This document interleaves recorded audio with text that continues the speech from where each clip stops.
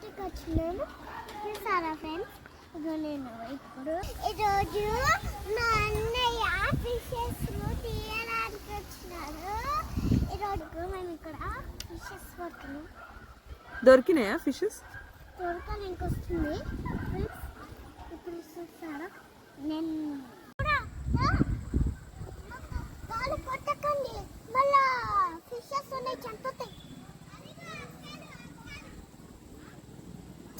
ఎప్పుడు వస్తాయి ఫిషెస్? వా ఖుషి సూపర్.